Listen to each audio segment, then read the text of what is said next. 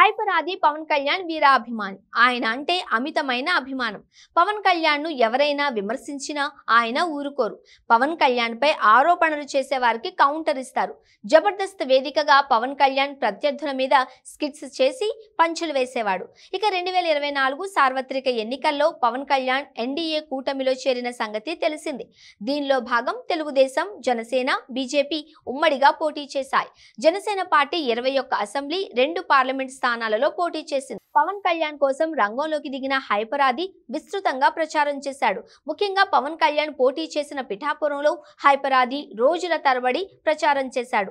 దాదాపు నెల రోజులు అక్కడే ఉండి ఇంటింటికి ప్రచారం నిర్వహించాడు. గాజు గ్లాసు గుర్తుకు ఓటు వేయాలని అభ్యర్థించారు.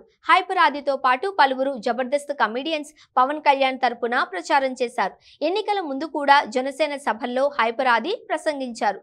యువతలో ఉత్తేజం నింపారు. హైపర్ ఆది పదునైన స్పీచ్లకు సెపరేట్ ఫ్యాన్ బేస్ ఉంది. ప్రాసలు, పంచులతో అదరగొడతారు. పవన్ కళ్యాణ్ ప్రత్యర్థుల మీద తన మార్క్ పంచులు వేస్తాడు. కాగా 2024 సార్వత్రిక ఎన్నికల్లో కూటమి భారీ విజయం సాధించింది. జనసేనకు కేటాయించిన అన్ని ఎమ్మెల్యే, ఎంపీ స్థానాలు కైవసం చేసుకుంది. ఈ నేపథ్యంలో హైపర్ ఆది అధికారికంగా జనసేన పార్టీలో చేరనున్నాడట. అలాగే ఆయనకు పవన్ కళ్యాణ్ ఎమ్మెల్సీ పదవి ఇస్తున్నాడని ప్రచారం జరుగుతోంది. మరి అదే జరిగితే సంచలనమనే చెప్పాలి. హైపర్ ఆది ఎదిగిన తీరు అద్భుతమనాలి. అయితే పవన్ కళ్యాణ్ అన్నయ్య నాగబాబుకు ఇంకా ఎలాంటి పదవి దక్కలేదు.